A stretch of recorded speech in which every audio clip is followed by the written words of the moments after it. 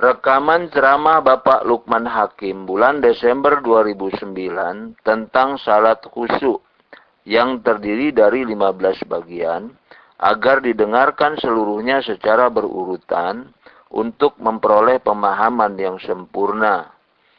Bagian ke-13, perbedaan meditasi dan salat khusyuk. Selamat mendengarkan. Assalamualaikum warahmatullahi wabarakatuh. Innal hamdalillah nahmaduhu wa nasta'inuhu wa nastaghfiruh wa na'udzu billahi min shururi anfusina wa min sayyiati a'malina.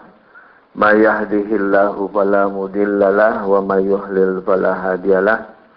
Asyhadu an la ilaha illallah wahdahu la syarikalah wa asyhadu anna Muhammadan abduhu wa rasuluh. Allahumma salli ala Muhammad wa ala alihi ashabihi ajmain. Alhamdulillah Ibu dan Bapak, walaupun cuaca hujan dan sedikit banjir ya, kita masih diberi kekuatan oleh Allah Subhanahu wa taala untuk terus-menerus meningkatkan kualitas ibadah kepada Allah Ta'ala.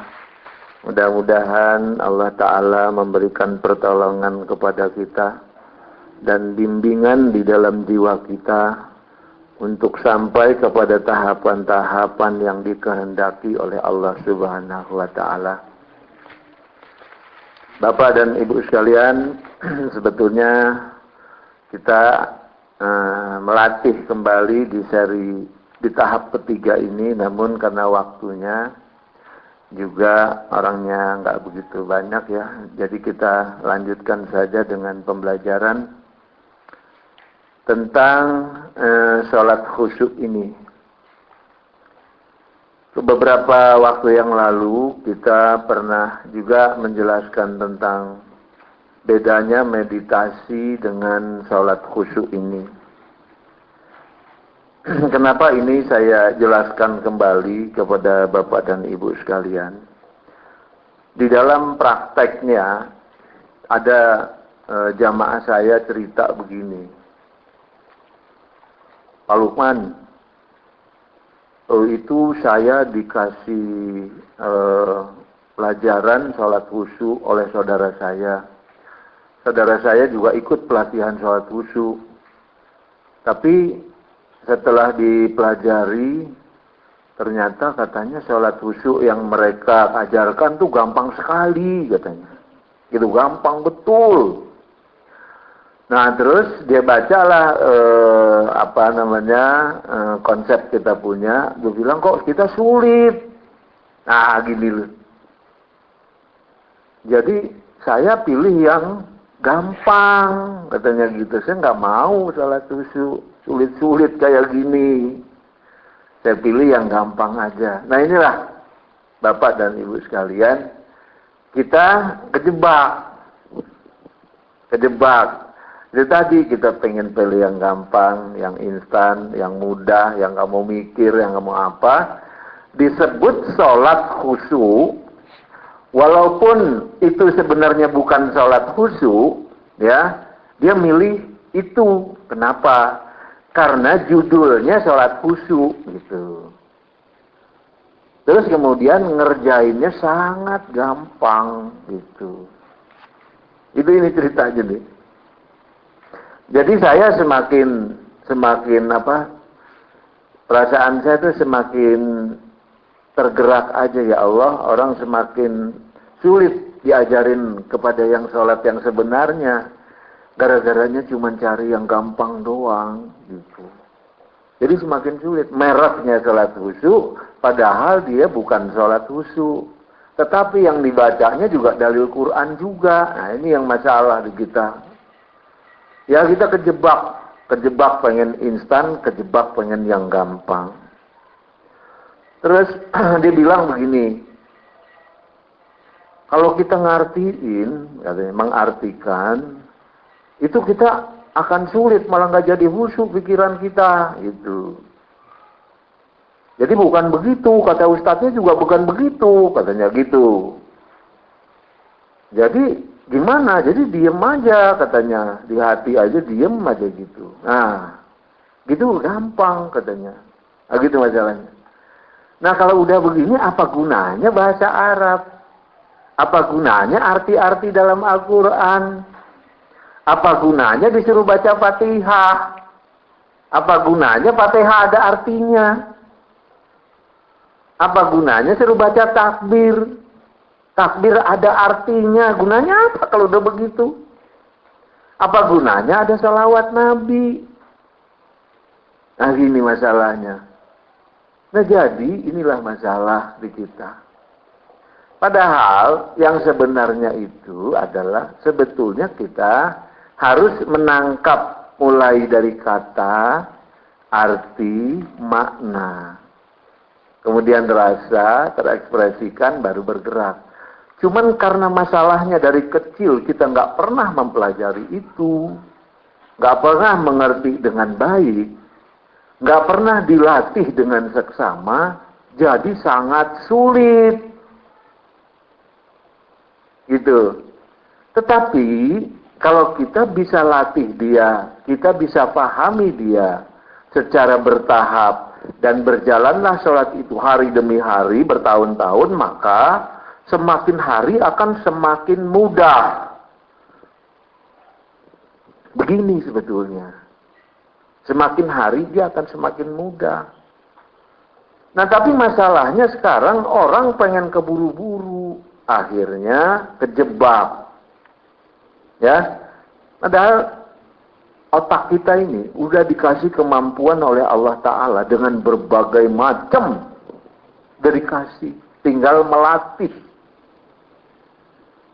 Nah, karena melatihnya ini nggak mau, melatihnya nggak pernah dilakukan, melatihnya ini males, melatihnya dan sebagainya, maka akibatnya pengen cari yang mudah. Jadi judulnya, cari sholat khusyuk, pelajarannya yang mudah, yang gampang. Ini masalah di kita. Ini masalah betul di kita, akhirnya begini. Apalagi kita udah tua, nggak ketemu lagi sholat khusyuknya. Pengen buru-buru lagi kan. Cari aja yang paling simpel. Ya, ini Bapak dan Ibu sekalian. Nah, karena itulah saya membuat ini di sini yang terbaru nih, perbedaan meditasi dengan sholat khusyuk supaya terang benderang. Ya, yang mana yang meditasi, yang mana yang sholat khusyuk. Nah, jangan-jangan kita menganggap kita ini sudah sholat khusyuk, padahal meditasi. Itu. Ini yang berbahaya di kita. Dan kemudian kita merasa nyaman, merasa tenang dengan itu, dan kita diam aja di situ.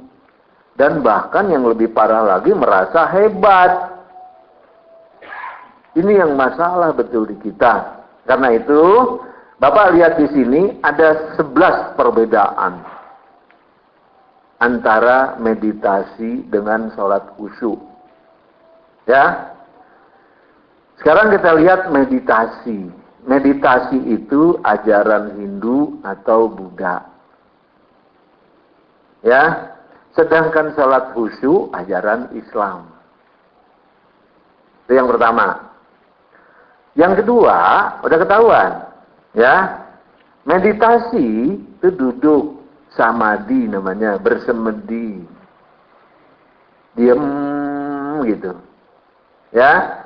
Sedangkan sholat khusyuk bergerak, berdiri, sujud. Ya. Terus yang ketiga, kita lihat meditasi itu niatnya menenangkan diri, mendiamkan diri. Nah. Ya. Sholat khusyuk, lihat, niatnya menghubungkan jiwa dengan Allah Ta'ala. Itu aktif. Kemudian ada komunikasi aktif dengan puja dan doa. Isinya sholat itu.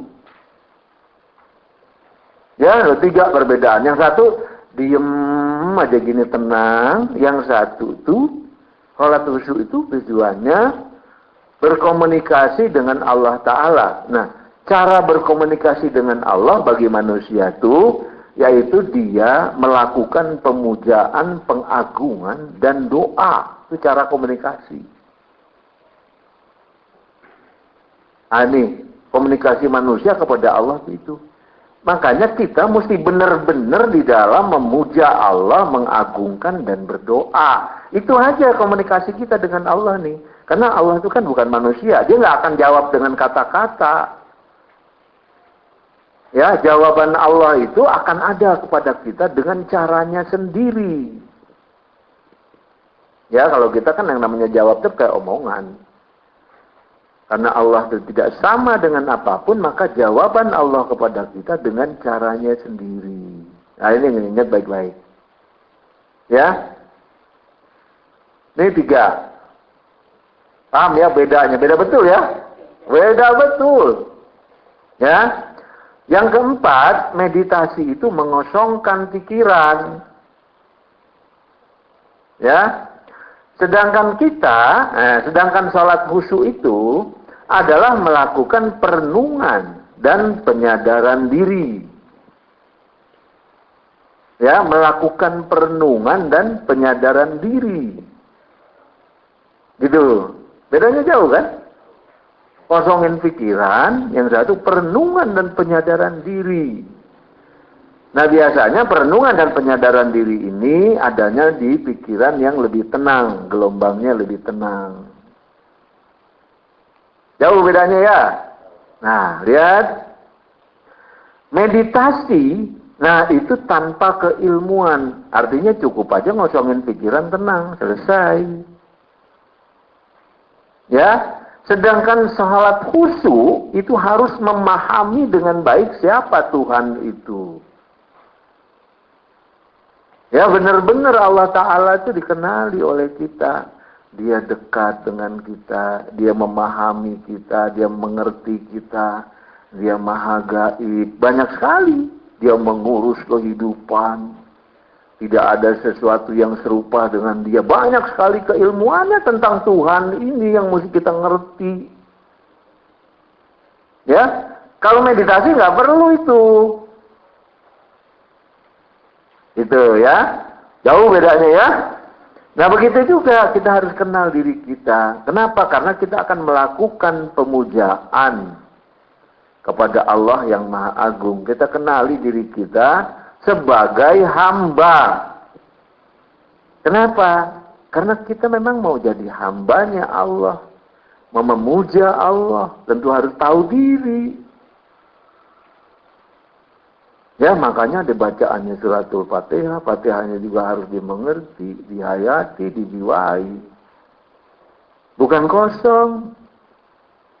Kalau toh ada kesulitan kita waktu memaknai atau menjiwai, itu karena tidak terlatih.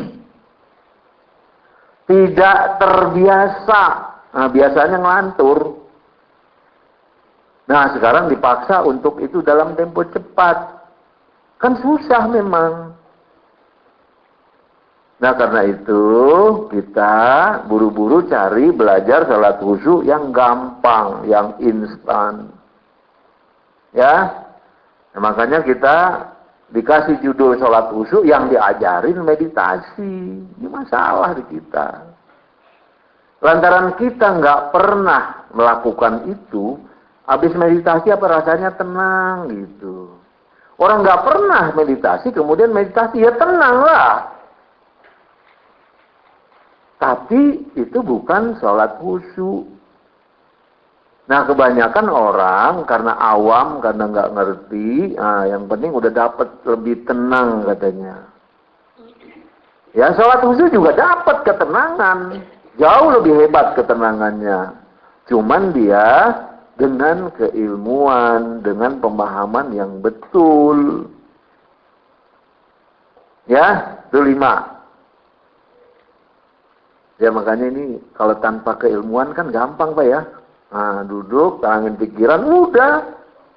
Kosongin pikiran, duduk, tenangin pikiran, udah. Ya, udah gitu aja gitu. Nah, nih. Akhirnya bilang apa? Oh iya, saya dapat tenang, saya dapat begini, oh iya ya. Oh khusyuk itu begini, ya begitu, katanya gitu aja. Gampang kan? Oh gampang. Nah udah. Kejebaklah kita. Kalau gitu suruh belajar. Nggak mau. Nggak mau belajar kenal Allah. Nggak mau. Kenapa? Karena saya udah dapet kok sholat khusyuk. Nah. Ini masalah di kita. Ya. Ngegampangin. Nah. Makanya ini saya buatin ada 11 perbedaan. Supaya Bapak dan Ibu lebih terang. Jelaskan kepada orang yang sudah mengerti. Nah, apa yang saya jelaskan ini, supaya dia jangan kejebak di situ.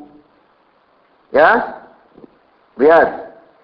Yang keenam, meditasi tanpa memori. Karena dia kosong, nggak perlu ada ilmunya, memorinya nggak ada lah.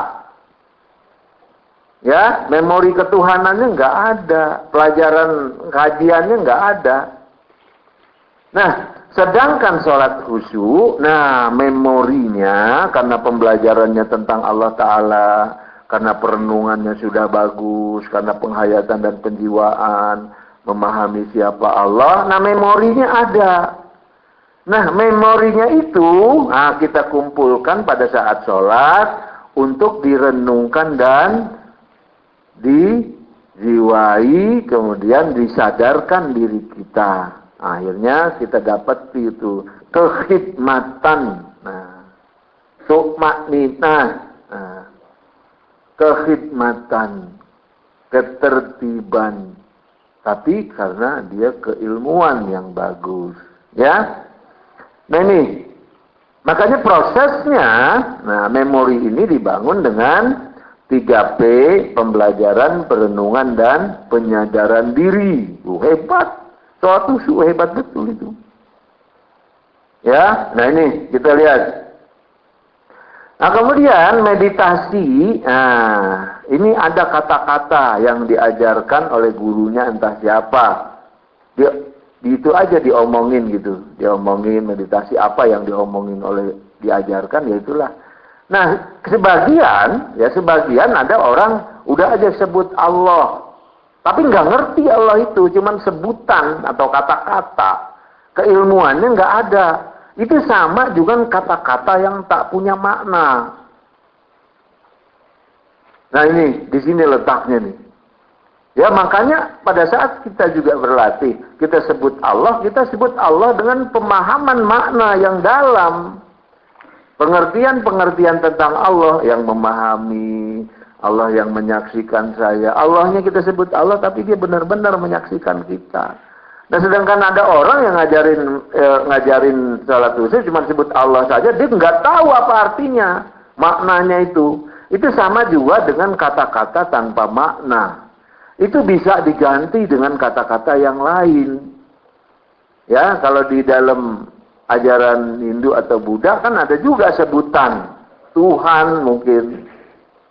Ya sebut aja gitu, tapi nggak jelas seperti apa Tuhannya, bagaimana memahami Tuhan dengan baik. Ya, ini, ya. Sedangkan di dalam sholat khusyuk, nah ada kata juga, nih ada kata juga, misalnya kita bilang, A'udzubillahi minasyaitonirrajim, atau misalnya Alhamdulillahirabbil alamin. Nah, itu kan ada katanya, ada artinya. Ya segala puji bagi Allah, ya yang menguasai alam, pemilik alam. Ada maknanya. Maknanya di balik itu apa? Betapa agungnya Allah Ta'ala. Betapa besarnya, betapa mulianya Allah Ta'ala. Betapa tinggi derajatnya Allah Ta'ala, maka kita memuliakan dia dengan puja dan puji. Nah gitu, maknanya gitu. Jadi di dalam ekspresi kita tuh kita memuja dan memuji Tuhan yang pemilik alam semesta ini. Dia yang maha gaib itu, gitu. Yang mengelola alam semesta ini gaib itu artinya nggak perlu dipikirkan lagi, kepastiannya ada gitu. Aku yakin dan itu pasti. Nah tinggal kita menghilangkan keraguan di dalam diri kita aja gitu. Jadi keraguan itu kan bukan salahnya Allah atau bukan Allah nggak ada, kitanya yang ragu. Kalau kitanya yang ragu, kita betulin keraguan kita supaya jangan ragu. Nah, ulangi dengan hakul yakin sampai memori keyakinan itu menguasai pikiran, menguasai tubuh sampai terasa betul. Nah, gitu. Ya, ini seperti ini. Jauh bedanya dengan meditasi. Ada kata-kata tapi nggak jelas. Nah, kalau di dalam Islam, di dalam sholat khusyuk, jelas kata, arti, makna, rasa, ekspresi, dan gerak. Nah, ini nih harus dilatih. Nah, semakin hari pada saat kita latih akan semakin kuat dia, semakin mudah. Gitu. Semakin mudah, kita akan semakin mudah. Kita sebut Allahu Akbar akan semakin mudah memahami, mengerti, mendalami, menghayati, memaknai akan lebih mudah karena terlatih. Begitu kita masuk sholat, kita langsung Allahu Akbar. Kalau yang sudah terbiasa, itu kata Allahu Akbar itu paling cepat karena dia udah terbiasa. Waktu masuk ke Bismillahirrahmanirrahim, nah dia agak sulit karena beda-beda. Tapi awalnya kan Allahu Akbar semua itu. Allah itu maha besar semua. Maha agung yang kita sembah itu. Nah, makanya latihannya pun bertahap. Ya, karena ini sebetulnya harus diajarkan dari kita masih muda seharusnya. Kalau kita diajarkan masih muda ini, waduh, umur segini nih Bu, udah tinggal menikmati sebetulnya. Indahnya sholat itu. Ya, karena diajarnya udah 70 baru ketemu. Udah di otak nih kan memori udah karu-karuan kan itu. Udah nyumpel masalah, ya kan? Udah nyumpel apa aja nyumpel di pikiran, udah suruh begini juga susah banget bawaannya. Ya tapi nggak ada cara lain harus kita lakukan dan nanti juga bisa. Ya bisa terus gitu. Terus bisa nantinya bisa, pasti bisa itu. Walaupun kita sudah tua, pasti bisa. Cuman berbeda dengan yang muda. Yang muda lebih cepat karena lebih bersih. Otaknya belum padat. Oh gitu kan udah padat nih. Kalau masih muda kan belum padat betul ya. Oh gitu udah padat. Nah sekarang disisihkanlah dia ruangan di dalam otak itu untuk melatih. Nah melatih. Ya. Nah ini nomor 7. Nah, ya.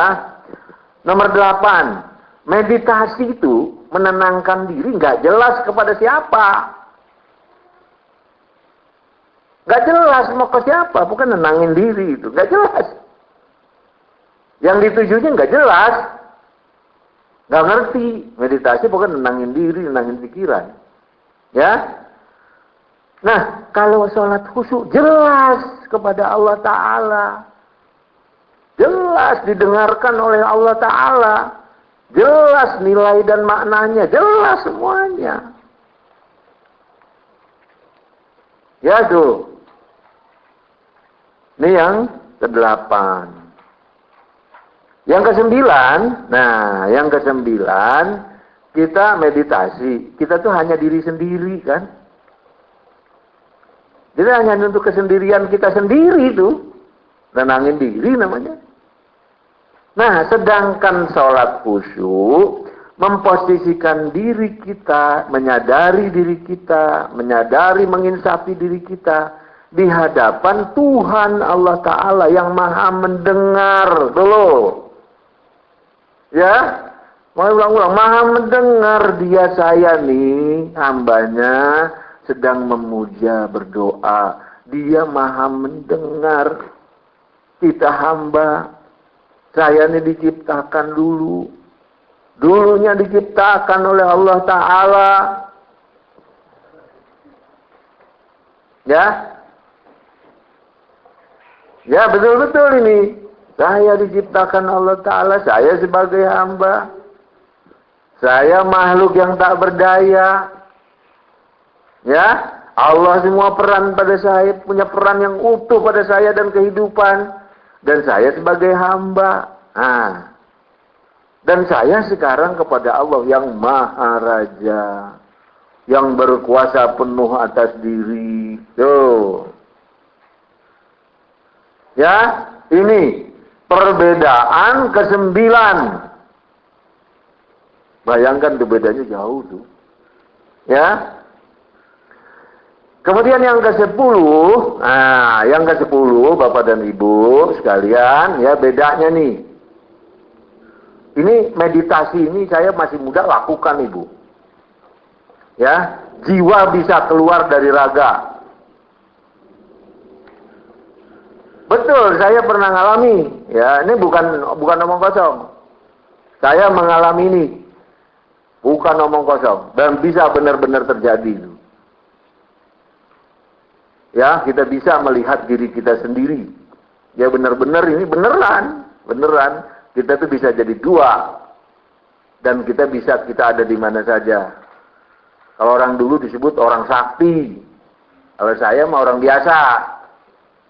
Ya karena ini akibat dari meditasi. Ya saya mah orang biasa. Saya orang biasa, bukan orang sakti.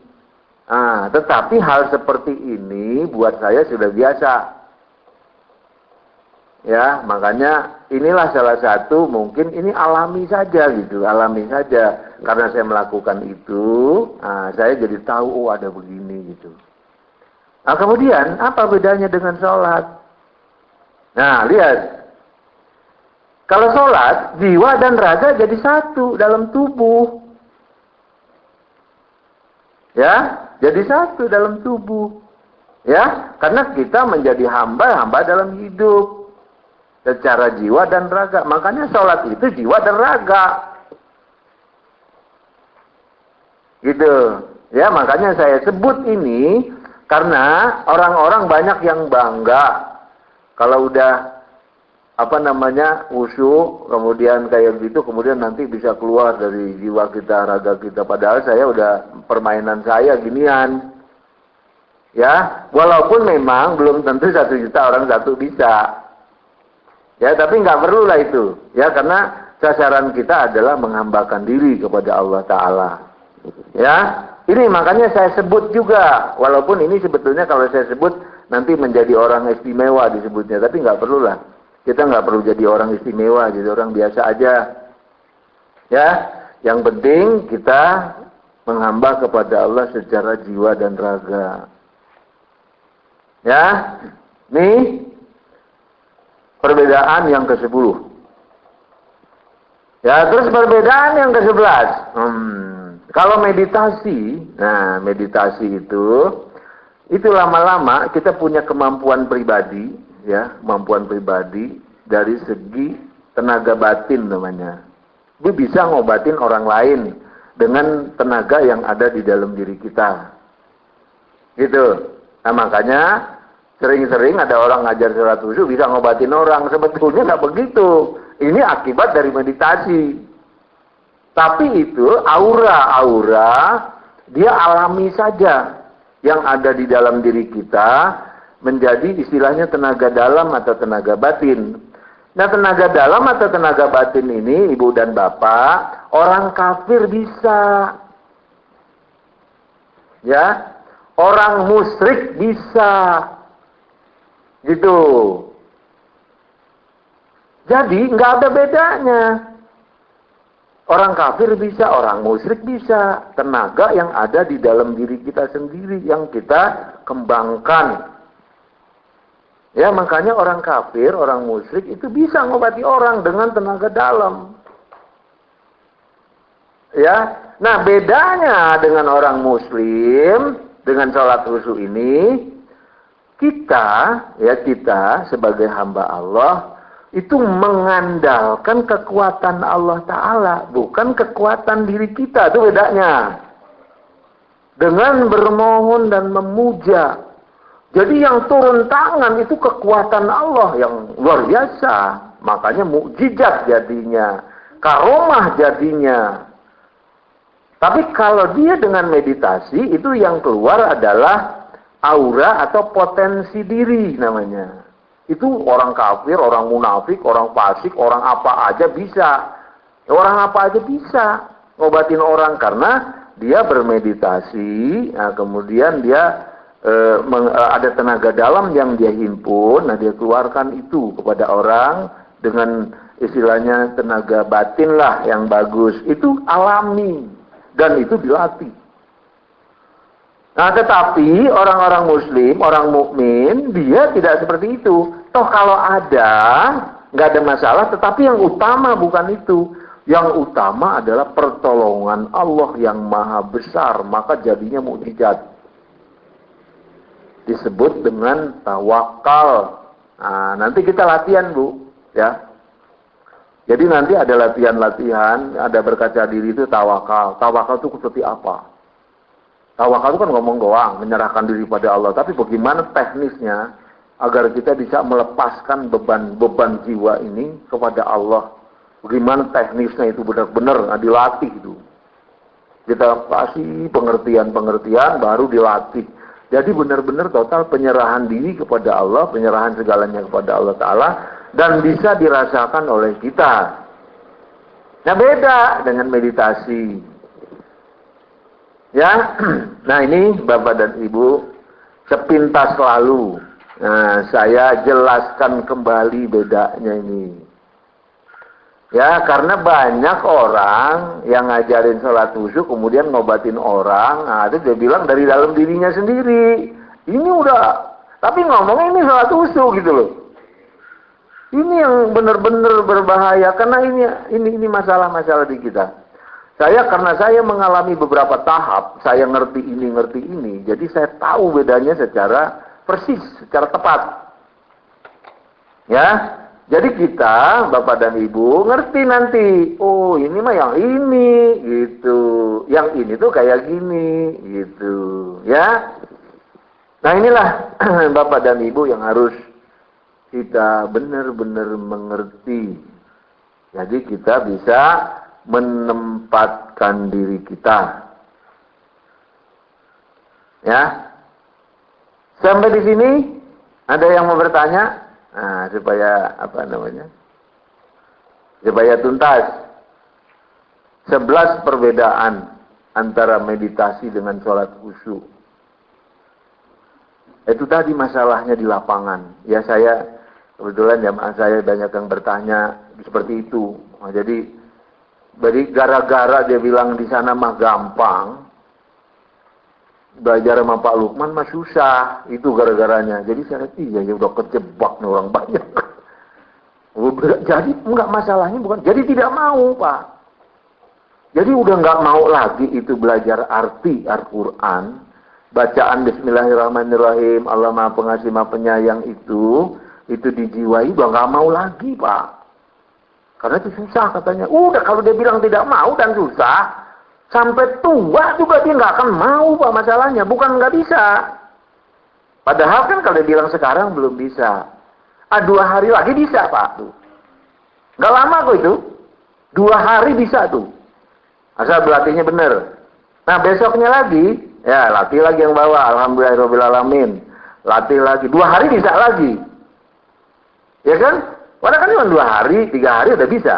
Nah, nanti bagaimana dilatih? Sholat kan terus-terusan kan? Nah terlatih terus. Lama-lama dia udah jadi refleks, udah benar-benar terhayati seluruhnya dengan mudah. Gitu. Nah kalau orang udah terbelenggu tadi itu udah nggak mau lagi, nggak mau sulit, apa jadinya? Maka akhirnya dia lari ke meditasi. Padahal ini ajarannya Hindu dan Buddha. Bahaya kan itu jadinya. Itu. Di sini Ibu dan Bapak, akhirnya orang tidak mau lagi belajar tauhid. Tidak mau belajar akidah. Karena apa? Sholat khusyuk saya udah sampai kepada Allah katanya. Diajarin lagi, udah sampai kepada Allah, nanti Allah bimbing kita.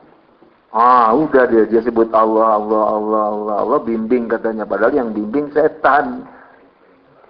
Dia kan nggak ngerti. Wong namanya setan itu bisa baca bismillah, Bapak dan Ibu, pinteran dia. Ya, masa dia nggak ngerti? Bisa. Dia lebih mengerti tentang Allah dari kita.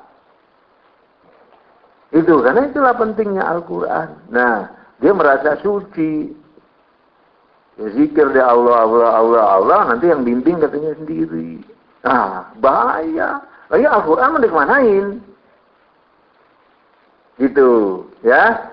Adapun Bapak dan Ibu, nanti itu memang ada bimbingan pribadi, ya.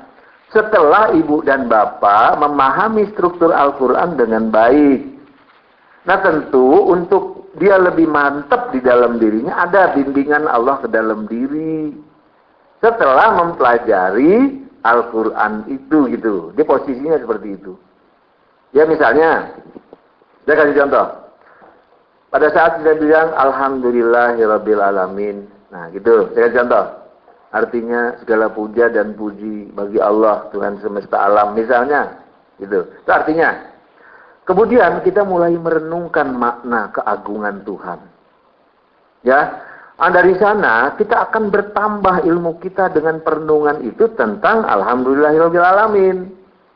Yang arahnya dengan artinya memperluas dengan maknanya itu menjadi lebih luas, lebih mendalam, lebih matang, lebih terhayati. Nah, itu kita akan terbimbing, tapi ada patokan-patokan bimbingannya itu. Jadi bukan sama sekali lepas dari pelajaran Al-Quran, bukan begitu.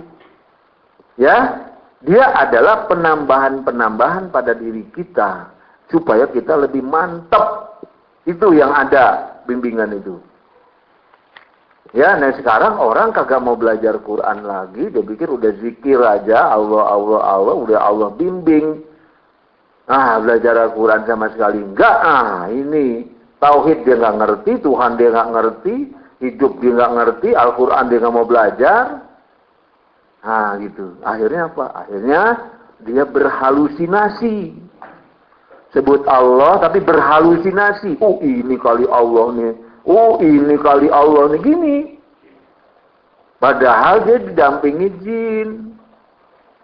Ya, ini Ibu dan Bapak saya kasih tahu, ya, banyak terjadi. Mengapa orang-orang yang disuruh zikir dan puasa, zikir, sebut nama Allah, kemudian jadi gila? Banyak nggak? Banyak, itu dia kayak gitu. Ya, bahkan ada yang dia zikir, dia berdoa, dia zikir, sebut nama Allah. Udah gitu dia bagaimana nggak tahu, ibunya dia bunuh. Ada yang seperti itu. Padahal yang disebut itu Allah juga. Nah, ini itu dia bilang, wah ini dia petunjuk dari Tuhan nih. Boleh, ternyata ibu saya harus dibunuh, dia bunuh. Ini banyak terjadi Bapak dan Ibu sekalian. Ya. Makanya kita belajar ini juga nggak membabi buta seperti itu amat, nggak berbabi buta, benar-benar kita harus lihat kebenarannya, ya. Nah, ini 11 perbedaan, ya, 11 perbedaan. Nanti Ibu ada diajarin, kosongkan pikiran. Nah, udah ketahuan itu, mau kemana larinya, bedanya, ya. Sedangkan kita melakukan perenungan. Nah, kalau direksasi, nah itu menurunkan gelombang otak supaya dia tidak kacau, direlaksasi fungsinya. Dia bukan khusyuk. Khusyuk ada di sini. Relaksasi adalah caranya. Menurunkan gelombang yang kita latih itu. Dia seperti ini posisinya. Ya, pada saat sholat melakukan perenungan. Perenungan itu dalam gelombang alfa. Gelombang alfa itu harus diturunkan dalam relaksasi. Nah, gitu. Ya, paham ya Ibu ya Bapak ya? Paham betul ini paham betul. Karena kita benar-benar sholatnya biar diterima Allah Ta'ala, sholatnya betul. Nah, sekarang kita punya waktu 45 menit lagi. Nah, ini udah masuk. Iya, tanya. Lah, Gantok boleh. Bentar lu, ya. Kalau seseorang maksudnya untuk mencari ketenangan, apakah ketenangan yang diperoleh dengan cara meditasi dan sholat khusyuk itu, apakah ada perbedaannya atau bisa sama kalau maksudnya mencari ketenangan, Mbak? Oh iya. Bagus pertanyaannya. Apakah beda antara ketenangan yang diperoleh dari meditasi, gitu ya, dengan ketenangan yang diperoleh dengan sholat khusyuk. Itu kan? Bedanya apa? Ketenangan yang diperolehnya. Nah, sekarang kita jawab. Sebetulnya saya jadi diri aja deh ya. Ya, diri aja deh ya. Sekarang saya jawab. Ya, ini sebetulnya jawaban ini yang paling bagus adalah Bapak dan Ibu coba dulu. Ya, yang paling bagus itu sebetulnya. Cobain meditasi, karena meditasi nggak dosa. Meditasi nggak dosa. Ya, orang ateis bisa, orang siapapun bisa, dan itu dia dosa. Itu bisa dapat ketenangan. Ya, coba dulu itu. Ya, yang saya ajar, yang itu sebelah itu. Ya, ada 11 tuh. Lakukan itu meditasi. Terus, karena udah tahu kita itu meditasi, lakukan sholat khusyuk. Kemudian bedakan rasanya. Nah, itu paling gampang. Ya, Pak, itu paling gampang. Ya.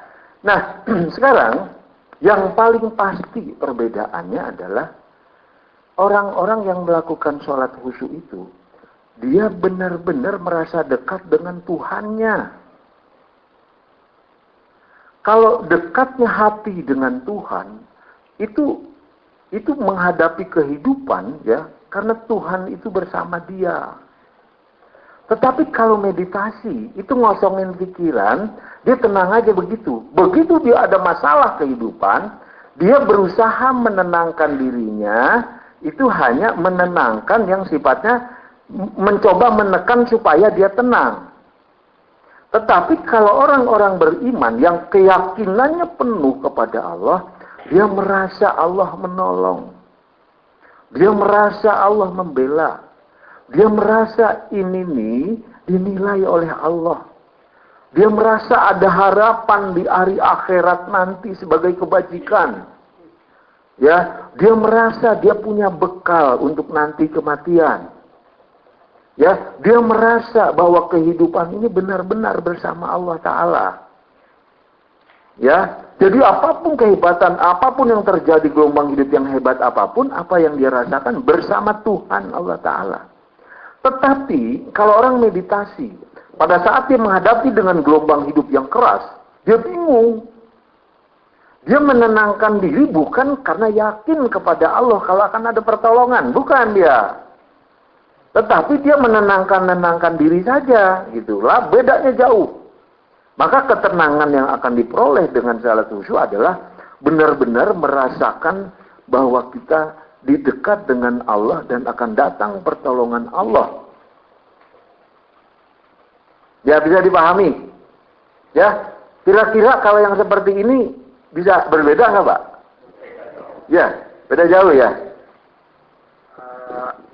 Dengan melakukan meditasi terdapat ketenangan. Dengan ketenangan itu akan lebih mudah untuk kita mendekatkan diri pada Allah, karena akan lebih khusyuk gitu, Pak. Karena tenang gitu. Pikirannya nggak ngalor ngidul. Bagaimana kalau demikian, Pak? Ya, jadi betul. Jadi meditasi itu jelas awalnya ajaran Hindu, Hindu dan Buddha, Pak. Yang jelas sekali tujuannya dan kemudian dia bisa dilakukan oleh siapapun. Ketenangan yang dimaksud adalah dia pada saat orang itu duduk kemudian menenangkan diri, gelombang otaknya rendah menjadi alfa. Maka seluruh tubuh ini menjadi tenang. Itu tuh bagian kecil daripada proses melaksanakan sholat khusyuk. Nah gitu, Pak. Ya, bagian kecil. Karena nanti di dalam sholat khusyuk itu jauh lebih tenang dibanding meditasi itu sendiri. Kenapa? Karena sudah kita awal menenangkan diri, memasukkan di gelombang alfa, kemudian ditambah lagi wudhu, Pak. Ditambah lagi penyadaran diri. Ya, sedangkan meditasi tidak ada itu. Ya, jadi di salat khusyuk ini bukan disebut dengan meditasi, Pak dia. Tapi awal daripada ketenangan pikiran juga ada di dalam salat khusyuk, gitu. Karena nanti kalau kita bilang meditasi adalah awal salat khusyuk, jelas-jelas jauh bedanya. Tapi kalau gelombang alfa, kemudian ketenangan batin pada saat awal melakukan sholat khusyuk, ini sama dengan awal daripada meditasi, itu mungkin ada samanya. Ya, karena prosesnya yang dijalani hampir mirip. Tetapi kesananya jauh bedanya. Ya, orang meditasi, orang ateis bisa, Pak. Orang ateis melakukan meditasi. Ya, orang musyrik melakukan meditasi. Ya, orang apapun di dunia ini yang namanya manusia bisa melakukan meditasi. Tetapi sholat tidak akan bisa dia, Pak. Ya, karena sholat itu harus ada keyakinan, keimanan kepada Allah. Harus ada yang dipelajari tentang Allah Ta'ala, ma'rifatullah. Ya, harus ada keyakinan kepada Allah, harus ada yang dipelajari, harus ada kepahaman. Nah, disinilah bedanya. Gitu. Tapi kalau disebut awalnya adalah dia proses itu masuk ke kekhusyuan, hampir sama awalnya, itu mungkin betul. Tetapi dia bukan disebut awalnya meditasi. Tetapi awalnya adalah penurunan gelombang pikiran, gelombang alfa. Mungkin itu, Pak, ya. Nah, jadi teman-teman bisa mengetahui bahwa bedanya jauh ya, Bu, ya. Cuman mungkin awalnya mau mirip. Nah, relaksasinya yang mirip. Tetapi esensi dasarnya jauh berbeda. Ya. Bisa dipahami, Bapak, ya? Nah, itu. Sekarang nggak ada lagi, udah? Ayo, Bu, boleh. Ya. Bentar aja. Assalamualaikum warahmatullahi wabarakatuh. Menyambung pertanyaan dari Pak Sugianto mengenai menenangkan diri, mungkin saya juga pernah mendapat persoalan yang sangat rumit. Akhirnya saya ingin menenangkan dirinya, Pak, dengan saya bersolat 2 rakaat. Berwudu dulu, lalu saya mohon kepada Allah itu menenangkan dirinya dengan demikian, yaitu dengan sholat 2 rakaat, lalu agak tenang. Itu yang telah saya lakukan. Tapi walaupun kadang-kadang kalau lagi tidak mendapat persoalan, kadang-kadang tidak khusyuk. Itu kadang-kadang, Pak. Justru dalam keadaan kepepet, saya bisa khusyuk. Itu kadang-kadang demikian. Assalamualaikum warahmatullahi wabarakatuh. Terima kasih, Ibu. Nah, itu tambahan dari Ibu, ya. Jadi bisa juga sih ketenangan dalam sholat, tapi tidak selalu, gitu kan, ya. Ya, kita lanjutkan, Bapak dan Ibu. Nah, ini tersambung ke bagian 14.